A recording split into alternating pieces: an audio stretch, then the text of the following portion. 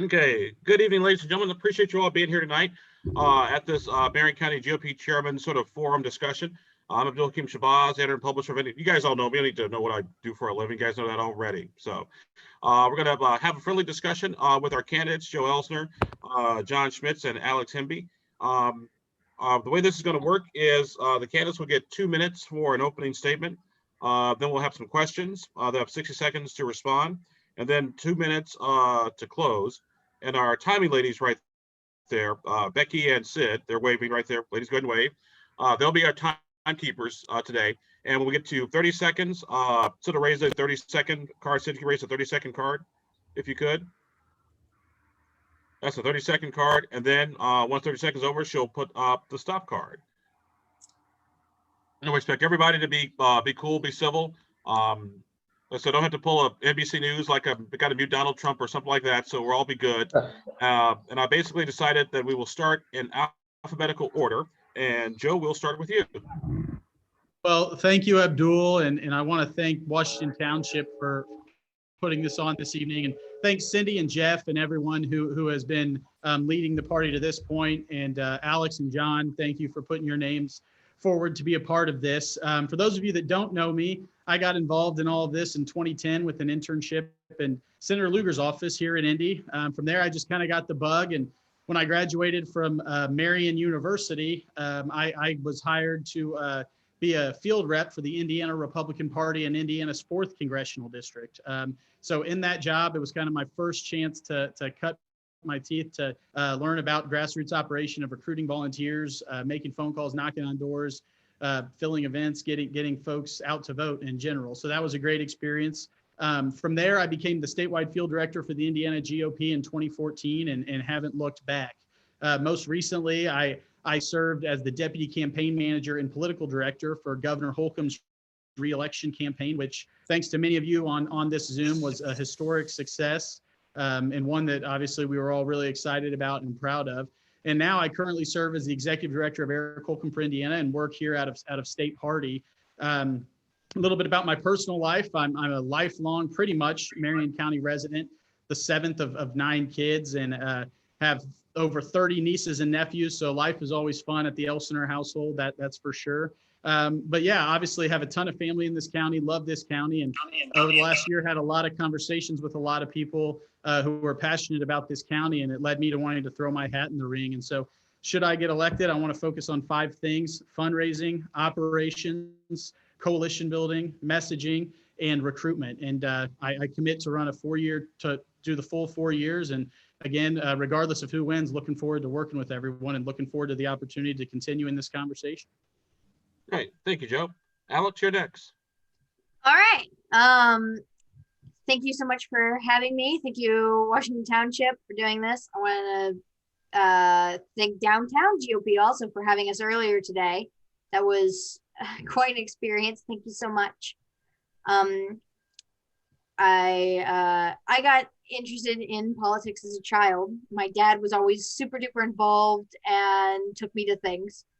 I thought it was important that I do things with him and get to see really what it's all about. I remember being taken to Ballard's inauguration, getting to meet you, Abdul, for the first time as a small human. And it's been a lifelong love since, whether it's listening to you when I was a kid in the mornings or no, go away.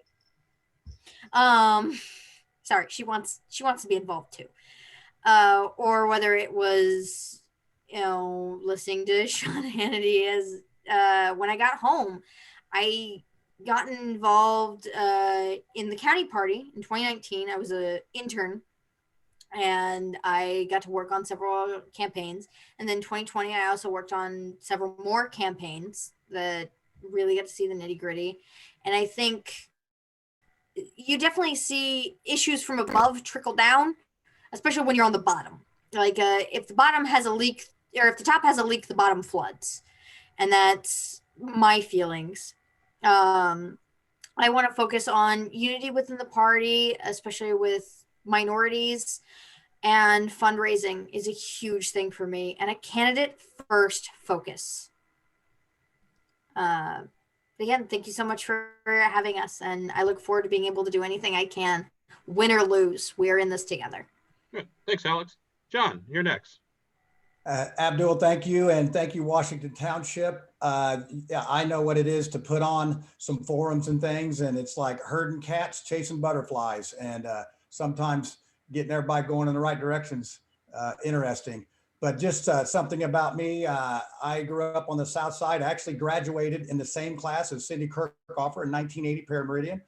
Went on to Vincennes, transferred to Ball State, led it all 4 years in track, graduated with a graphic design degree, got out of school, worked my way up through construction to a superintendent, then decided I could be a sub and do the work better than the guys I was managing. And I've been a mason contractor for 30 years. In 2008, we all know about it, what happened there. It took a lot of us contractors out. So I went back to school, got my master's degree, and actually finished my thesis at Marion University, Exercise and Depression in psychology. And that has been handy in politics, the psychology part. But I'm still a bricklayer. So I'm still, I'm a hands-on guy. I do that with my guys. I don't have to lay bricks, but I enjoy laying the bricks. And I feel like our party's at a turning point right now where we need a totally fresh start. We need someone to come in that is going to assist people in getting elected, is going to work with the people that are wanting to run for office, are going to be able to give them the tools to get the job done. And I think I'm the guy that can do that. I'm a fresh start. It would send a big message if you elected an outsider to come in and get this stuff done. Thank you. All right. So we're going to go ahead and go with our questions. The first question, we'll start with Alex and then just work our way around. How do you raise money for the Marion County Republican Party? All right. So I think raising money is going to be in multiple factors. I think making sure that we are, at the end of the day, we are selling a product to people, and that is candidates who can win elections, or that we believe can win elections. And I think to a part of that, is making sure that we have those candidates that we can sell to people who are donors. And also going through a list of, we've seen amazing things on online donation forums, whether that's peer-to-peer or just recurring donations from people who would give us the money. I want to see really get to people and have a message that they can spend $100, $200 on. That's the biggest thing. Okay. John, how do you raise money? Well, I'll tell you what, the very first thing we need to do is build a party that people want to donate to. I've been calling around some donors, and I had one gentleman tell me that I won't donate any money to that rat hole. And I know that's probably going to get people, back in their chair a little bit, but unfortunately, that's what a lot of people think. So, this is a different era. We would generally be having this meeting in person, but COVID's changed that. So we need to think outside the box. I have a 15-time Emmy-winning news anchor that's going to help me with that fundraising. It's minishproductions.com. They do auctions. They are used to this online work and not in person. And that's the way we're going to get it done. We're going to get outside help to be able to get this done. Joe, how do you raise money? Yeah, look, I realize it's an uphill battle and it's going to be a lot of work, but I think first and foremost, we need to bring a team together, a finance team that can look at everything that and use all the tools at our disposal. So a team of folks that has connections, has relationships, can help build a plan and can help sell that plan. Furthermore, I think we don't do a lot currently in terms of digital fundraising, in terms of fundraising by mail. So I think if you bring the right team of people together, despite the fact that it is an uphill battle, we could definitely get a lot more funds flowing into the Marion County GOP. And look, the cause for optimism here too is, as Mayor Ballard showed us years ago, you don't necessarily have to outraise the Democrats to beat them. You just have to get enough money to get your message up and out. And I think with my partner, Mindy Westrick Brown, who's running as vice chair, she has those relationships and skills to help work with me to bring folks to the table to raise the money we need to get the job done. All right, I want to change gears a little bit and talk about elections and winning elections. Republicans have not had necessarily the best streak of luck here in Marion County over the past few years. So, John, we'll start with you. How do Republicans win elections in Marion County? We got to get out in the neighborhoods. We have to have diversity. we have to be able to have our party look a lot more like Marion County. And I've been to a lot of GOP meetings, and I don't want to hurt anybody's feelings or step on their toes, but it looks like a lot of people like me. We got to be able to reach out to the millennials. We have a lot of people moving in that are from other states and other areas that are a lot of our voter block. So we have to get out into these neighborhoods, 42nd and Post. We got to get up to, Drexel Gardens and Stringtown. We got to get out there and get this done and deliver our message to get people on our team. John, you still got a few seconds left. You want to go ahead? I got, somebody's flashing 30 seconds. So that was my fault. I am so sorry. Okay. So I'll give you 30 seconds, 34 seconds, John. Okay. So, we have got to get candidates. And I have a media production company that I can put videos together for candidates. I want to give anybody that wants to run. I want to give, Fred Finnegar a chance to run. If he wants to run, I want to give him all the tools to get out there and run. And I want to be able to give him the video and the technology and the 21st century technology that I just don't see, even with the state party in some ways, they don't have it. And we need to be able to get our message out without relying on the media. No offense, Abdul, but we need to be able to get our media out there to these social networks. And I got a very strong social media presence. Thanks, sir. Joe, how do you win elections in Marion County? Well, I think for starters, the good news is Democrats are doing plenty for us to giving us a lot to work with the direction of this city, especially downtown that we're seeing right now. From there, luckily, I've had the experience, luckily, to be part of a lot of winning campaigns. And as you look, certainly I wasn't the only person, but each of those winning campaigns that's been successful, whether it's statewide or at the local level, has really had three strong things: a strong candidate, a good message, and people to get that message out. And I do think if we start building relationships now, start working with our base, start coalition building, start getting out into communities that we haven't always gotten out to, and not just showing up around election time, showing up now to build real relationships and have the conversations of why our ideas, why our focus as a Republican Party is better than those on the other side of the aisle. Alex? I'm sure you've heard the adage, you've got two ears and one mouth. I think the biggest thing we need to do is everything Ballard said when I've talked to him. It's you need to go out to places that don't necessarily even want you there, and you need to listen more than you talk. And I know that's hard to tell politicians that they need to not talk because that's our job. But we really need to listen to groups we wouldn't necessarily normally talk to and be at, and really listen to what they have to say and make sure that what we are saying isn't just a regurgitation, but a truthful, really sat down and thought about what they had to say. I want to continue this win elections for just a bit. And Joe, we'll start with you. Where would you start with candidate recruitment?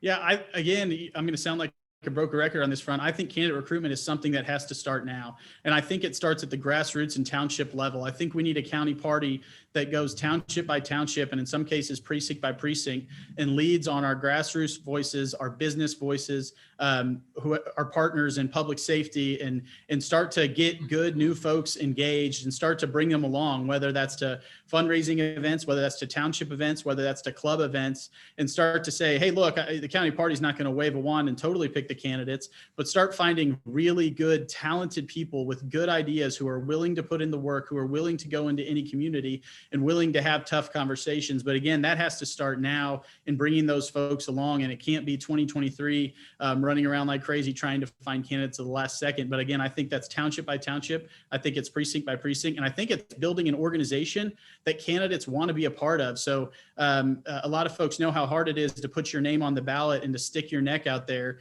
To get folks to do that, you're going to need an organization to back them up and promote them. Alex, candidate recruitment, where do you start? Just like Joe said, we need to start on the county level. We need to start on the local level and really get people that other people can believe in.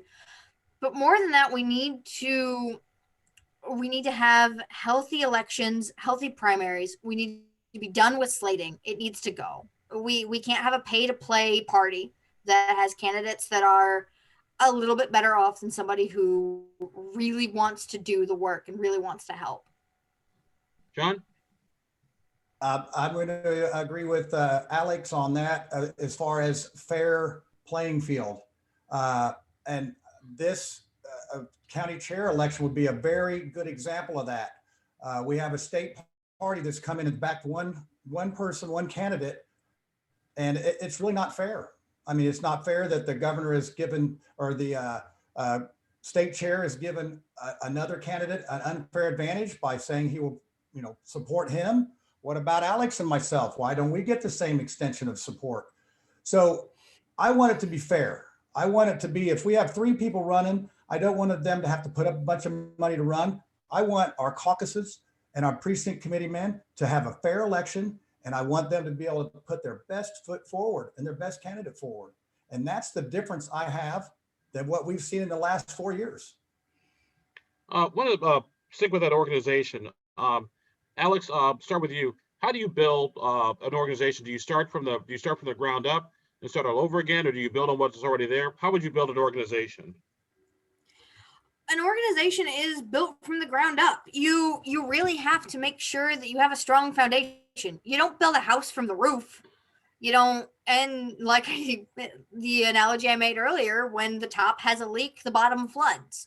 You really have to make sure that we've got a strong foundation that we build up from, and that is going to be people who are willing to put in not only the time, but people who can do a little bit of anything. It's like donating to a church is money and people who can give their time, who can give other resources, and we need to focus on those other resources as being important. John, how do you build an organization? Well, I'll tell you, it's a little bit like how I built an art center in Mars Hill. It's almost 6 years to the month that me and my wife bought an old building in Mars Hill, which had 2 drug dealers and sex trafficking in it, and turned it into an art center. And as I said in my introduction, I'm a builder, and who else could build a party better than a builder? And we did that. We built an art center that's changed the community. Crime is down, property values are triple. And in fact, it's so nice here. We moved here 3.5 years ago, and I love it here. And that's what I'm talking about, getting in the neighborhood. That's how you build something. You get with the people and roll up your sleeves. Joe? Yeah, I couldn't agree more that I think it's definitely starts at the foundation, right? You got to, as one of the 5 things I said I want to focus on is recruitment. And that means recruitment of PCs. It means having a mission and a vision that you can sell to people and give them a reason to get involved, right? A lot of what our organization is built on is volunteers. I've spent time doing grassroots and organization work in all 92 counties. And one of the things we have to remember is we're dealing with folks who are working their 9 to 5, if not more, than asking them to spend their time, talent, and treasure for our cause, for our mission. So we have to give them a reason to get involved. And then from there, we have to continue to communicate with folks. We have to continue to work with folks. And, as my boss likes to say, if you're not having fun, you're not doing it right. We got to keep it fun and keep the vision, keep the purpose along the whole time. But I think if we start at the grassroots level and give more people a reason to come to the table and get to work, I think we definitely can rebuild this organization and get it moving in the right direction. I want to take a couple seconds and actually talk about slating, because I want to say Marion County, I think, is like the last county that actually still does some kind of slating. So John, we'll start with you. Do you keep slating? Do you get rid of it? Do you modify it? What do you do about slating? I think it's a little bit of a hybrid. I think it's going to have to be modified. We want to limit the ballot somewhat, and trust me, I know a little bit about limiting the ballot. But we want people to have skin in the game as well. So, what I would think would be a good idea is if we have candidates, if they put up X amount of dollars, then the Marion County Party would supply a matching fund for that, and then have a fair election. Encourage people to get involved. But I've seen this process in these caucuses where it's already set up before we even go into the caucus. And I want to change that. I want to break that chain that we have going. I want to be able to give everybody the freedom to come in and speak their mind and get on the ballot if they want to get on the ballot. Joe, slating, do you keep it? Do you get rid of it? Do you modify it? Yeah, so actually I had multiple conversations in my many phone calls with precinct committee folks and a couple of them today on this issue. So I understand the deficit we're facing here in this county, and I understand the thought behind it. And I'm not necessarily saying I'm against it, but one of the first things I want to do, should I get elected, is go township to township, whether it's township meetings, GOP clubs, and hear directly from folks their thoughts on this. Again, I see the positives of it. I see where it helps us focus on the general here in this county. But I am also, I couldn't agree more. We need free, fair, open elections. And I do also think there's something very healthy about a primary and very good about a primary, as long as it stays positive and civil, and we follow, treating each other well, and then understand that we're coming together afterwards. So I definitely think it's worth a conversation. Definitely want to get the input from the grassroots of our party, from the township leadership of our party, and then make a decision from there. But I'm definitely open to the conversation. Alex, your thoughts on slating? Get rid of it. Done, gone. I don't want pay to play in my county. I don't want it to seem like, as John put earlier, the same kind of folk who looks a lot like him being able to do things because they have a little bit more funds. I want it to be healthy, positive primaries, and I want slating gone completely. We didn't do it this past year in 2020. We shouldn't do it anymore. We're one of the last counties still doing it. It needs to go. One change gears a little bit. Actually, with respect to slating, also becomes precinct committee people and recruitment. And how do you get folks to run as PCs? So, Joe, we'll start with you. How do you get more PCs involved, more people involved? How do you get more PCs to get involved in the process? Yeah, and again, as I said, this is one of the 5 areas I want to focus.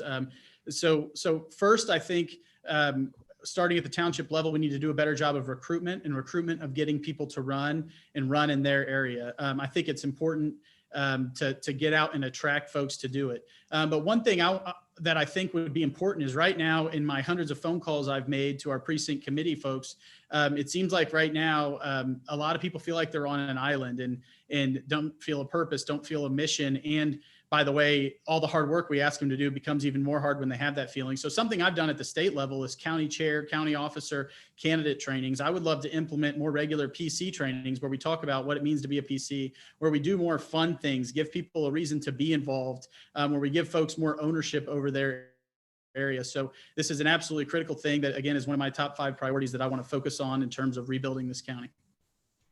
Alex, how do you get more PCs involved?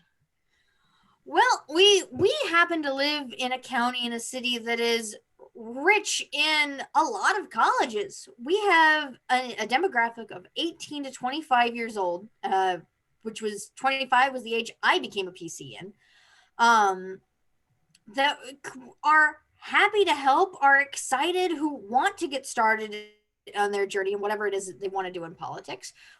Let them do it. Let's get them plugged in. Let's get them doing things, because, again, as I said, they may not have the money to volunteer to us, but they have the time, they have talents, and they can do it. Let's let them. Let's get people excited to be in these positions. John? I think the first thing we need to do is make it something you want to do instead of have to do. And what I mean by that is we got to make it fun. I like what Joe said earlier. This has got to be something you enjoy to do, that you want to look forward to, not like, I got to go. And I've honestly reached out to people to try to be PC. So if you look on that PC list, which I know Alex has been over and Joe's been over, and I'm the very last person on the whole list because I'm weighing 60. And unfortunately, there's about 20 spaces between me and the next guy, and another 20 between them. So the people out here in my neck of the woods, they don't want to join this party. I hate to break that to you, but they don't want to join it. So we need to be able to make our party look more like Marion County, bottom line. In addition to that, PC recruitment, also there's the issue of poll workers. Granted, we moved from sort of the precinct-based voting to vote centers. So you need as many poll workers, but you still need to recruit poll workers. So Alex, I'll start with you. How do you recruit more poll workers to work on election day? So as a PC, I made a ton of phone calls. I know Mike Hart did too, and so did all the township chairs and ward chairmen. And it is asking people, especially PCs, hey, you're in this position. We want you focused and to be able to make calls and have people fill these. But I worked the polls for the first time when I was 17 years old and in high school. I was set up by my my English teacher. Why are we not asking, again, kids who don't necessarily have to go to school or college students who are, again, excited to do work? Why aren't we asking them? Why aren't we calling them and going, hey, the most important part of our political system is election day. Be involved. John? It is just simply get people involved, but we need to win these elections before the day of the election, because it is just not the same way we used to vote. It was all crammed in one day, and you go to a certain poll, and with COVID, it's all different. We need to win before they start voting. And that's just the way it is. And we need to be able to be flexible and get on our toes and be able to move around. And as a contractor, I'm used to that, because I'll have days where I go in, it's raining. We got to get around that. I got guys that don't show up. We got to get around that. We got to be innovative on how we get these folks out to the polls and still involved, but it can't be as much of a focus as it used to be. We got to win before we get to the election day. Joe? Yeah, so obviously poll workers are crucial in terms of a role in our party in terms of securing free and fair elections that we're also passionate about. And again, I hate saying like a broken record, but it's something that in order to do better at it, I think, again, it starts now. Right now, we are in this terrible habit, and not to be critical, we're all, I think, pretty guilty of it, of, okay, hey, it's a few months out from election day, time to start pounding on people we haven't talked to in way too long. We haven't engaged. We haven't truly made part of the organization and start begging them to be poll workers.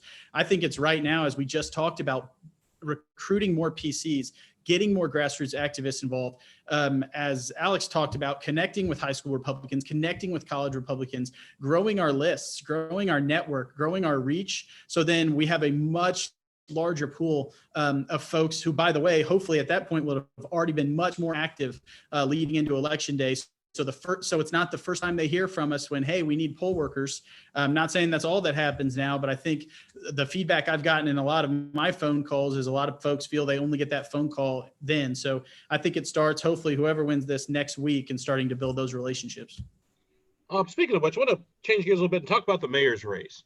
Obviously, Greg Ballard won, so the Republicans can win the mayor's race, but things kind of went back to the way Marion County sort of traditionally is, with Joe Hogsett's victory, and he won with like 74% of the vote the last go around. John, let me start with you. What is your plan to win back the mayor's race or the mayor's office? Well, as Joe said, it starts yesterday. We have got to get a candidate that is going to relate to Marion County. I would like to see at least 3 of them, and I'm not one of them. I plan on being in this job for 4 years and not running for office. And we have got to get this party stronger, and we have 2 years to do that. And it's going to be some work. I don't know who wants to run for mayor. I know that Chris Moore wanted to run, but we need to get some folks engaged and ready to run. I just don't see anybody on the horizon that's brave enough to get into a county where you're getting outvoted 2-1. And so we got to close that gap. And if we can close that gap in 2022, I think we could draw in a good candidate. Joe, how do you win the mayor's race? Yeah, I think it goes back to exactly kind of what I said in a very abbreviated version in the opening. Again, it starts, as John just said, yesterday, right? And that starts by rebuilding this organization. And again, look, I'm an optimist. Almost anybody that knows me knows I'm an optimist. Heck, I'm a lifelong Nebraska football fan. You have to be an optimist in the last 20 years to get from Saturday to Saturday. But I think it is right now rebuilding an organization that has the ability to attract candidates, that has the ability to get into neighborhoods we aren't normally talking to Republicans in, that has the ability to raise money, because you're not going to get a strong candidate. You're not going to have the ability to compete unless we work now to rebuild our organization. And I think if we do that, I think, again, as I said, our friends on the other side of the aisle, with the direction this city is going in, are giving us plenty of reason, giving us plenty of ammo, giving us plenty of ability to go out and tell our story. We just need to rebuild the organization that can tell that story and attract top-notch candidates like Greg Ballard, who are going to get to work immediately and get out in communities and get to work. Alex, how do you win back the mayor's race? First, I'm going to apologize for my kitten, who has decided now is when she wants to be a hell spawn. But no, the mayor's race, we need a candidate who can go against. Come on, we all know who they're putting up. It's going to be Vop Bosley. We need someone who can run against Vop, who can remind Marion County what we've seen in 2020, whether it was COVID lockdowns, whether it was riots, whether it was whatever, that the Democrat leadership that we have seen has failed us. And we needed a candidate who can do that, who can speak that and has the right image. Well, obviously, you can't. You can have the mayor's office, but it doesn't good if you don't have the council. So, Joe, we'll start with you. How do you win the council back? And by the way, there's Michael Hart up there. Hey, Mike, how's it going, big guy?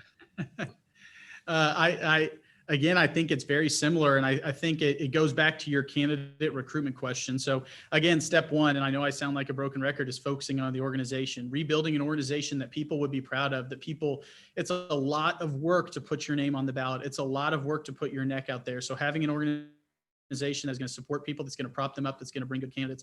But two, it's starting to, again, when we talked about candidate recruitment, going township by township, going precinct by precinct. And although we know the lines are going to change and there's some stuff to be figured out still, we can start now to go find good people, identify them, and say, hey, if you're even remotely interested in running for office, you should start to show up to your township club meetings. You should start to show up to the township GOP meetings. Hey, are you involved in your neighborhood meetings? Are you involved in the local chamber, et cetera, et cetera. So again, it starts now. It starts raising the money, rebuilding the organization, and getting really, really good candidates that can go out there and do the work and sell the message. Alex?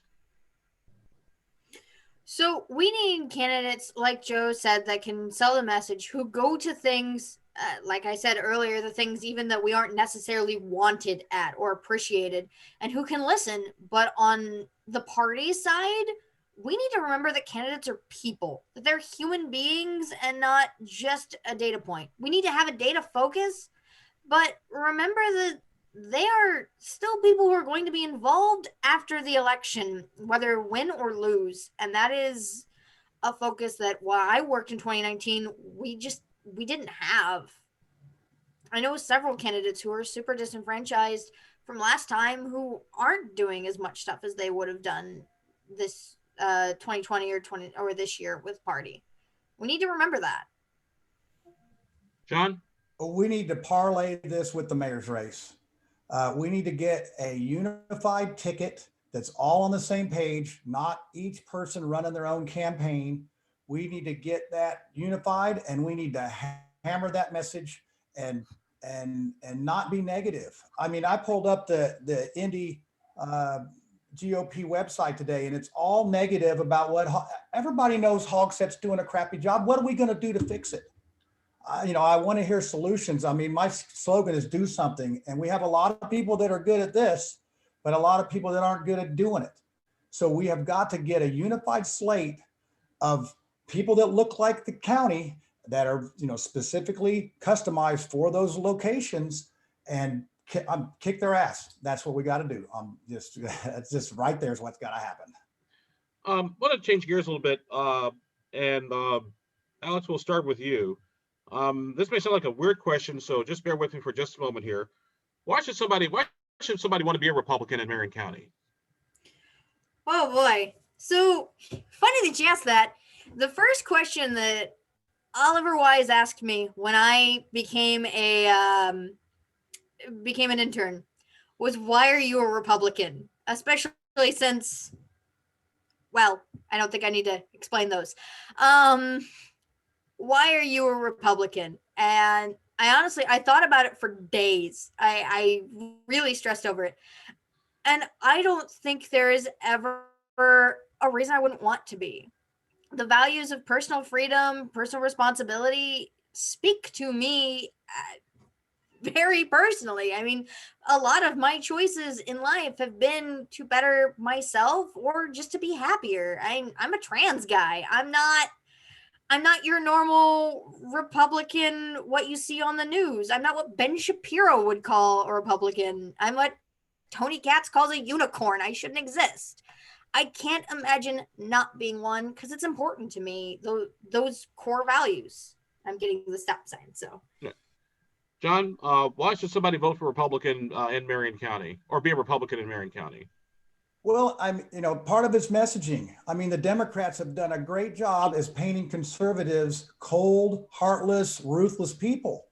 And, conservatives are some of the most generous people I know, and we have got to change that message around. And the way we do that is we go out and we do things in the community. We serve the homeless folks. We get these things, we do these things that help our community in the community. And, once people start seeing that, there is a huge middle of people that don't identify with either party. I was amazed at my district when I ran for House about how many swing voters there were that don't identify with the party. And whoever wins that middle in Marion County is going to take the day. The Democrats aren't doing anything for it. They think the Republicans have given up on Marion County. And, if I get to be chair, I think Kate Sweeney Bell's head would explode. That's an image. That's a picture. It'd be interesting to see. There would be some F-bombs involved too, I'm sure. So if you know her. Joe, why should somebody want to be a Republican in Marion County? Well, I mean, to me, this is the same answer everywhere. Including Marion County, is I've always been drawn to the Republican Party because to me, it's the party that believes in people. It's the party that believes in personal responsibility. Again, our friends on the other side of the aisle, we see what this city is like when it's all focused in government, when it's all focused in special interest and things like that. Mayor Ballard it taught us if you focus on people, if you focus on quality of place, if you focus on infrastructure, if you focus on public safety, I think if we had Republican leadership back in this county, we would focus on those things centered around making people's lives better and giving people personal responsibility and personal freedom. So anytime, whether it's local, state, national, that I'm asked, why be a Republican, it's because to me, the Republican Party is the party that focuses on empowering people. I want to drill down a question a little bit more and start with you, John. How do you attract more minority voters, more independent voters, and for that matter, open-minded Democrats?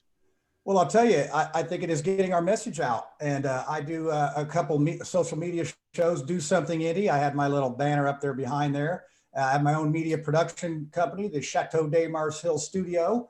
And I'm starting a show tomorrow night, brand new one, Race to the Top with ex-chaplain Colts Ken Johnson. And we're going to start talking about race issues, and we're going to go deep. We're going to talk about these things. Had Whitley Yates with the state party on, that's a diversity engagement director. And I love what her message, and I'm just so grateful that Kyle's letting her run with the ball because she is really fitting into that role. And so that's how we do it. We get our message out and we start actually having some of those folks in our party. That's another great idea. Joe, how do you attract more minorities, independent voters, open-minded Democrats? Yeah, to me, I think it's, as I've said a lot, it's building real relationships and starting now. Again, not just showing up around election time, not just showing up in somebody's neighborhood when you're asking for something, asking for a vote, but literally starting next week and starting to go into areas and communities where Republicans necessarily aren't always accepted. When I worked for Governor Holcomb's campaign in 2016, my title was Coalitions Director, and I focused on it again in 2020. And one of the things I'm most proud about is really, too, over that 4-year span, I continuously worked and built relationships with people and organizations that weren't always the most Republican leaning. And obviously it wasn't just because of me. We had a great campaign and a great candidate in Governor Holcomb, but we outpaced every other statewide candidate and most legislative candidates in Marion County. We were the first Republican statewide campaign to get the FOP's endorsement, and I don't know how long. We had non-union organizations as well as traditional hardcore labor unions who all were on board to support the governor. And that was because year after year after year after year of building legitimate relationships and having legitimate conversations about why our ideas in believing and empowering people are better than our friends on the other side of the aisle. Alex, women, minorities, independent voters, open-minded Democrats. How do you attract them? So to some extent, I know we've heard a lot in the media recently that representation matters, and it does, especially when you are looking at somebody representing your district. If your area is 70% something, you definitely want to be able to reflect that in some way. I'm not saying that someone should run because they are blank, obviously, but if we want to talk about diversity, like everything that John said Whitley is doing, we need to definitely be showcasing that diversity. We need to show that we really, really care, and that these groups want the same things we do. We want small, limited government. We want them out of our lives, our bedrooms, and our pocketbooks.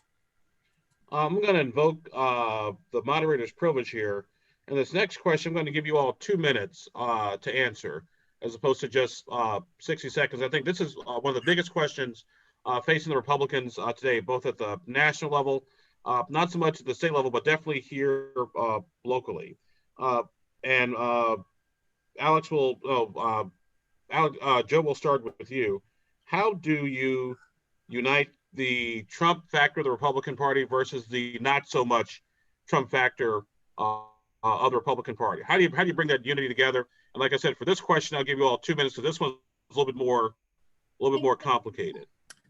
Yeah, absolutely. It's a great question. And I understand this is a very hot topic right now, and it sounds kind of cheesy, but I'm a big believer in the big tent of our party. And I think there's definitely room for both. Look, I understand the apprehensions and the issues sometimes with the former president's tone and rhetoric and things like that. I absolutely get that. You're also talking to somebody who voted for him twice, again, because he delivered on things he promised: tax cuts, a booming economy before COVID, conservative judge and justices. But the reality is this: that is going to be a tactic that the local Democrats here are constantly going to want us to talk about and bicker with each other over. The fact of the matter is, if we truly want to be successful for the Marion County Republican Party, we need to embrace the fact that our party is very diverse in ideology, very diverse in thought. Yeah, we believe in the same core principles, but what it means to be a Republican on the South Side, where I hail from, can often be very different than Rod Ripple or Lawrence Township or Pike, for example. And that's not necessarily a bad thing. So while we might be able to have internal disagreements in healthy primaries and caucuses, whatever it may be, I know there's absolutely room in Reagan's big tent for both your passionate Trump supporters and the never Trumpers. And we need to keep in mind that what we're really focused on is governing. What we're really focused on is good, responsible government. And if we stay focused on those things, and yes, again, it's healthy to have our internal debates and to have our differences, but if we stay focused on those things that matter, then I think that'll help us come together and get to work to take back the mayor's office and take back a majority in the council. John, I know you got to run shortly, so I'm going to jump over to you and let you answer that question before you take off, sir. I'm going to make this real simple. It's a line from Field of Dreams. If we build it, they will come. Where else is a Trump supporter going to go? And I would say that's a very good question for anyone that's in another party. Where will you go? There's no other party that is centered enough with this divisiveness that we have in our country right now for them to go. So they stay where they are. So we build a party that's inclusive, that invites people to share their opinions without a threat of being retaliated against, or the fear that I feel sometimes that folks have with certain things if they don't vote away. We have got to make a party that encourages people to speak their mind, even if we don't agree with it. And we got to be able to honor that opinion. We need to respect that opinion. And most of all, we need to appreciate the hard work that PCs put in, that poll workers put in, that campaign workers put in. And if we do that, the Trump supporters, they'll come here and they will love it. And we won't have to call anybody horse face or fat pig. So that's the good news about that. So there you go. That's my long, short answer. Thank you, sir. Alex? Well, okay. So my answer is going to kind of come from a cartoon and then a serious one. A children's cartoon once said, "You can't make two people be friends. It doesn't work that way. To some extent, there are going to be differences, and our differences actually make us stronger. And the longer that we keep doing this us versus them litmus test of how Republican-y enough is it to join the Republican Club, we're going to continue with a divide. Trump wasn't the writing on the wall. This has been a while coming. So we have to get around and come together on ideals, not behind people. And to some extent, we need to make sure that those ideals are coming from the people that we put up, but are also coming from the party itself. We need to make sure that our party speaks to the things that make us a Republican. And what makes us a Republican isn't a person. It's similar thoughts, and it comes down to ideals more than literally anything else. I didn't agree with everything Trump did. I didn't disagree with everything Trump did. I think that's most people. If anyone agreed 100% of the time, they weren't a supporter, they were a lackey. All right.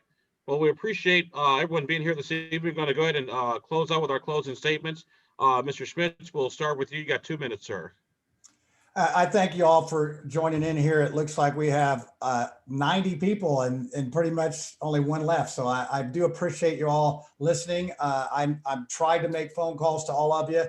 One of the things I want to do right away is get the lists organized and the walking lists organized, because I got a fax machine the other day and it's just not very organized. I'm obviously the outsider here, but I'm also the insider. I live in the city and I live with the people that we're actually trying to attract to our party.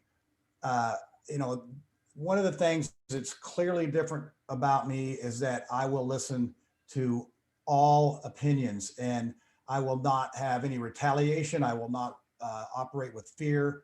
I will work very hard for you to get you to where you want to go. I have a strong social media presence that is pretty much free to you. And I will come out and I will craft a video that will get you elected to whatever you want to get elected to. I will be your servant.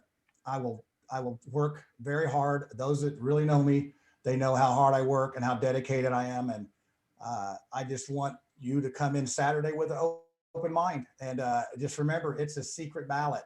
And I won't be mad at it if you vote for Alex or Joe. It's a secret ballot. Nobody needs to know.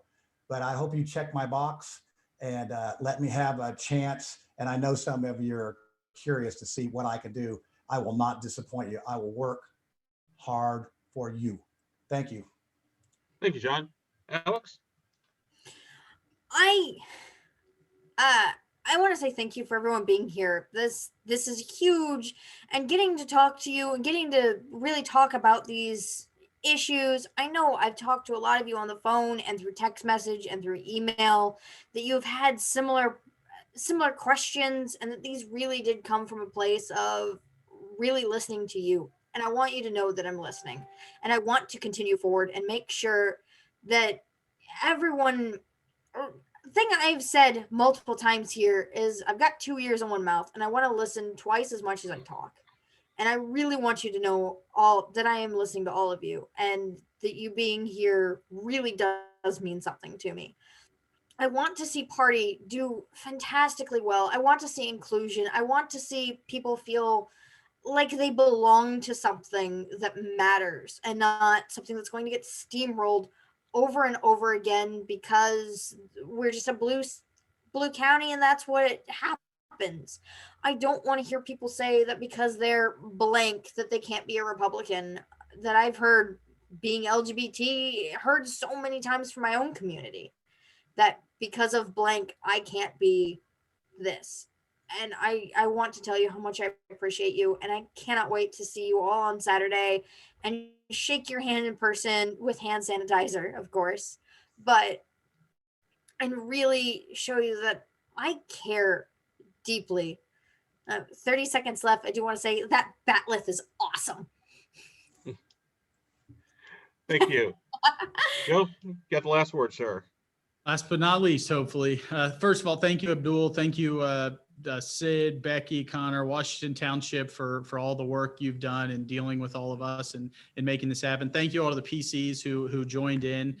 I think where I am, it sounds cheesy, but we literally are at a crossroads. We see the direction of this county. We see the direction of the city. And it's something that we all need to come together to fix. While that's not necessarily going in the right direction, the thing that gives me hope is the hundreds of phone calls I've made the last week. There are a lot of people that want to do something, that want to be a part of something, that want to be a part of an organization that can help lead that change. And I think between myself and my running mate, Mindy Westrick Brown, I think we can get together, use our relationships, use our experience of grassroots work, successful campaigns in all 92 counties, including Marion County, to come together and get to work and start to build an organization that hopefully can be the tip of the spear in terms taking our city back and get it going again in the right direction. So again, thank you. Regardless of what happens, I'm looking forward to getting to work with all of you and looking forward to continued conversations on how we get this thing going in the right direction. All right. Well, ladies and gentlemen, we appreciate you all being here. Joe Elsener, Alex Henby, John Schmitz.